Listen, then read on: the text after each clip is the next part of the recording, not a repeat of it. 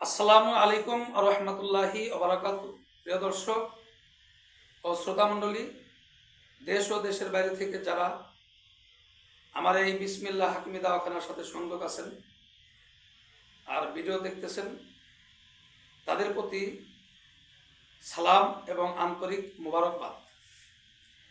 তো আজ আমি আপনাদের সামনে বিশেষ একটি চিকিৎসা নিয়ে হাজির হয়েছি। তা হলো এই কালো জিরা বা কালো বীজ।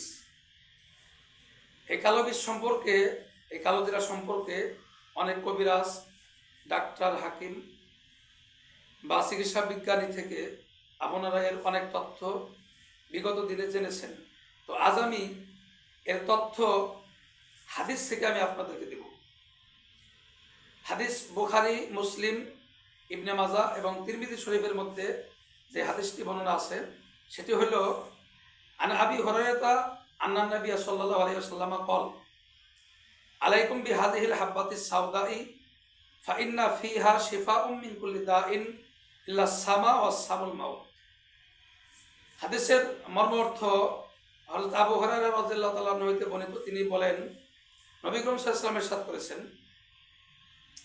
যে তোমরা নিজেদের জন্য, অর্থাৎ নবী সাল্লাল্লাহু আলাইহি ওয়াসাল্লাম তার উম্মতদেরকে বলতেছেন যে তোমরা নিজেদের জন্য এই কালো জিরার বীজ ব্যবহারের জন্য বাধ্যতামূলক করে নাও।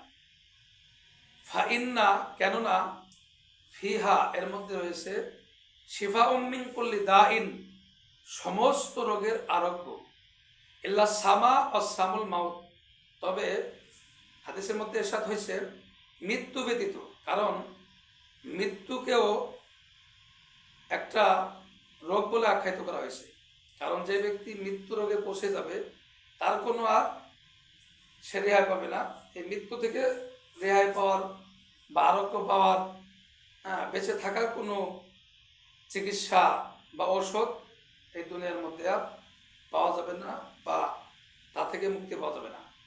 তো এই কালো জিরার বীজ সম্পর্কে যে হাদিস আপনারা শুনলেন, তো এখন কালো জিরা খাওয়ার একটা নিয়ম পদ্ধতি আছে। সমস্ত রোগের যে শেফা পাওয়া যাবে, আরোগ্য পাওয়া যাবে, তাহলে এই সমস্ত রোগের আরোগ্য পাওয়ার জন্য কিভাবে কালো জিরার বীজ আমল করব বা ব্যবহার করব।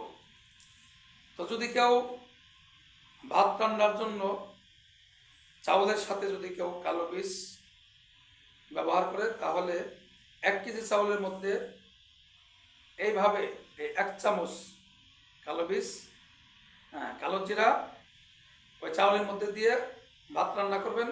এরপরে সকলেই, পরিবারের সকলেই কিছু কিছু করে এই কালো বীজ খাইতে পারবেন, খানার সাথে থাকবে। এছাড়া যদি কেউ ভিন্ন ভিন্নভাবে কালো জিরা খেতে চান, তাহলে প্রতি খানার শেষেই কিছু কিছু করে কালো জিরা, কাঁচা কালো জিরা এইভাবে চিবিয়ে খাবেন। এরপরে সামান্য পানি পান করবেন। এভাবে যদি প্রতি খানার সাথে সকালে, দুপুরে, রাত্রে, বিশেষ করে আমরা যেই 3 বার খানা খাই, এই 3 বার সকালে, দুপুরে, রাত্রে খানার সাথে যদি এতটুকু পরিমাণ কালো বীজ, এই কালো জিরা চিবিয়ে খেতে পারেন এবং ঠান্ডা পানি পান করেন, তাহলে আশা করা যায় সমস্ত রোগের আরোগ্য পাওয়া যাবে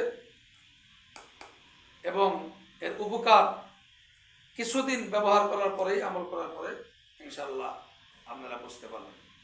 ধন্যবাদ সকলকেই।